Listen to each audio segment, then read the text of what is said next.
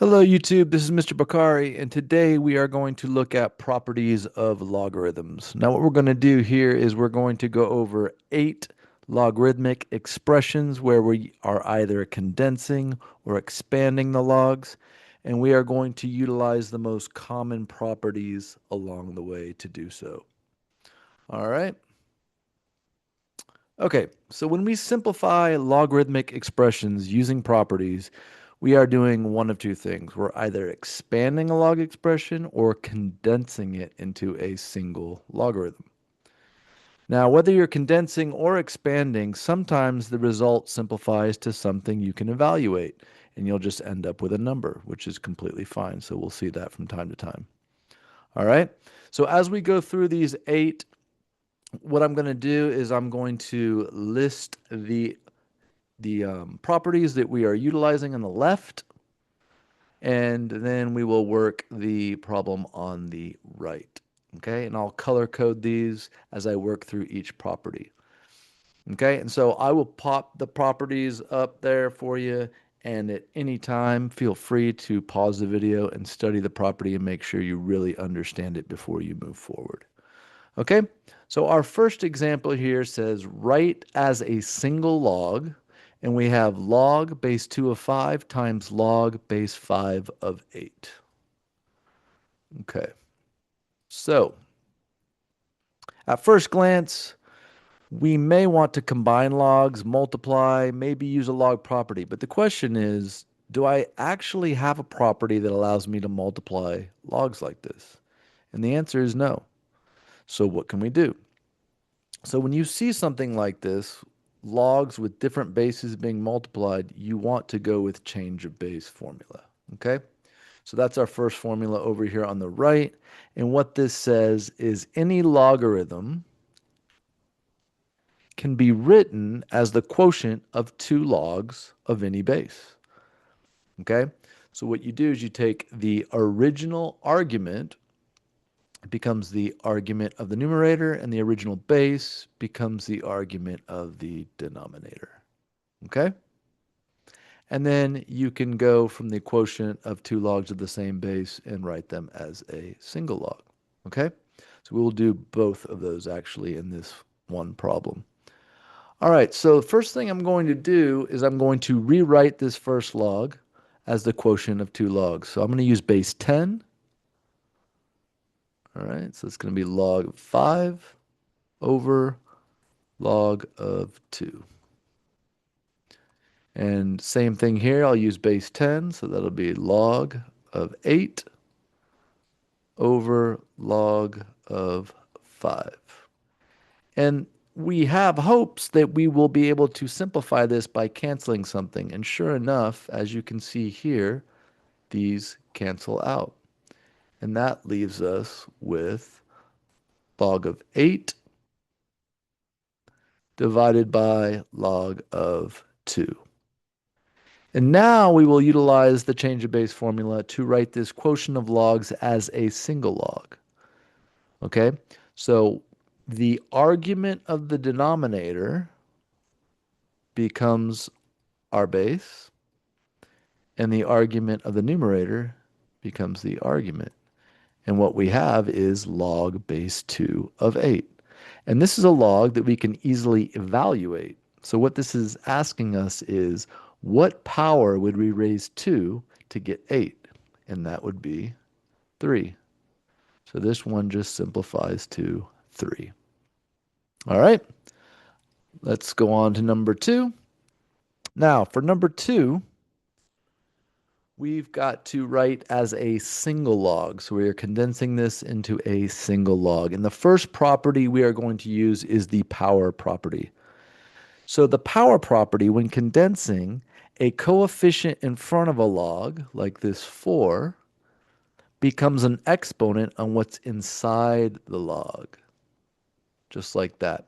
So that's going to be natural log of e to the fourth plus natural log of x squared minus natural log of x minus 1. Okay? And now I'm going to use the product property. Now, the product property allows me to take logs of the same base that are being added and write them as a single log of that base and multiply their arguments. So I can write these first two as natural log of e to the fourth times x squared. Okay? And then we will use the quotient property, which says logs of the same base that are being subtracted, we can write as a single log, and we will divide the arguments. So that will be over x minus 1. Okay? And that is my final answer. All right, moving on to number 3. This one I'm going to start off by using the rational exponent property as applied to logs. And what this allows us to do is rewrite a radical as a rational exponent. So as you can see, everything here is under the square root. I'm going to rewrite that as x cubed y over z squared, and all of that is going to be raised to the 1/2. Okay? Now, this is log base 10, right? So the next property we are going to use is the power property, and I'm going to bring the 1/2 out in front as a multiplier in front of this log. So that's going to give me 1/2, and that's going to apply to everything here. So I'm just going to use brackets, and I'm going to write log, which is base 10, of x cubed times y over z squared. Okay, so now what I'm going to do is expand what's in brackets here, and then at the very end, I can bring down the 1/2. All right, so next I am going to utilize the product and quotient properties to expand this inside the brackets. All right, so that's going to be log of x cubed plus, using the product property, log of y minus log of z squared. Okay? And then lastly, I will use the power property and bring these down in front of the logs. So that will be 3 times log of x plus log of y minus 2 times log of z. And then all of that gets multiplied by the 1/2 that we brought down to begin with. And that is our finished expression. Okay? All right. On to number 4. Write as a single log. So here we are going to start with the power property, and we are going to bring these inside the log. So that's going to be log base 5 a to the 1/2 plus log base 5 b minus log base 5 of c cubed. All right. Looks good. And now we are going to use the product and quotient properties to write this as a single log. As you can see, they all are base 5, so I can write this as one log base 5. Okay. And these that are being added, I will multiply their arguments. And the log of the same base that's being subtracted, I will divide its argument. And that is my final answer. All right. All right. Number 5, expand the logarithmic expression. I'm going to start this one by using the rational exponent property. If you look at the bottom, we've got the cube root of z to the fourth. I'm going to rewrite that as a rational exponent.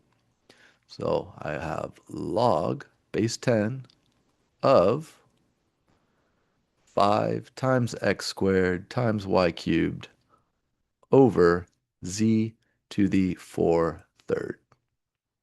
Okay? Now I will expand this using the product and quotient properties. All right. So log, these are all base 10 of 5 plus log x squared plus log y cubed minus log of z 4/3. Okay? And then lastly, I will use the power property and we will bring the 2 out in front, the 3, and the 4/3. So that will be log of 5 plus 2 times log of x plus 3 times log of y minus 4/3 times log of z. And that is our expanded expression. All right. Okay, number 6. This one we are going to start off by expanding this using the rational exponent property. I'm going to rewrite the 5th root of y plus 8 to the 9th as the natural log of y plus 8. And then I will raise that to the 9/5. Okay? And this one is nice and easy. For the last property, we're going to bring the 9/5 out in front using the power property. So that's going to be 9/5 times the natural log of y plus 8, and we are done. Okay? All right, number 7. As you can see, we've got brackets around these logs here. So what I'm going to do is I'm going to condense what's in these brackets first, as our directive is write as a single log, and then I'll apply the 1/5. So I'm going to use the product property since these are logs of the same base that are being added. I can easily write this as a single log, base 3, and multiply their arguments.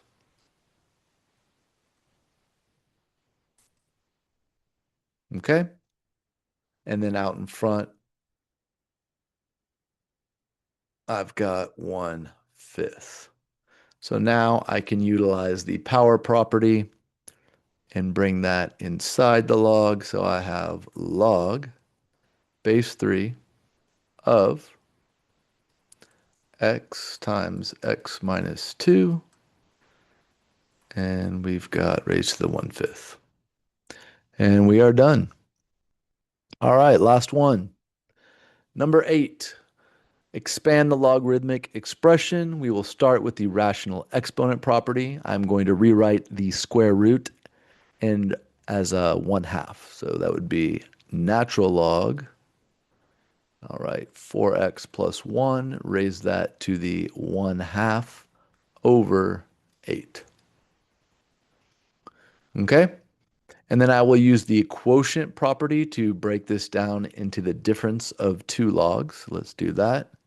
That's going to be natural log of 4x plus 1 raised to the 1/2 minus natural log of 8. Okay, and then for our final step, use the power property to bring the 1/2 out in front of the log. That's going to be 1/2 times the natural log of 4x plus 1 minus the natural log of 8. And now we have our expanded expression. Okay? So I hope this gives you a good understanding of these properties and how to utilize them. Okay, these are the most common properties. There are other properties you will see, and I will show that we will use some different ones as we move on to solving equations. But this is really going to help you out and get you ready for solving logarithmic equations. And I hope to see you in that video.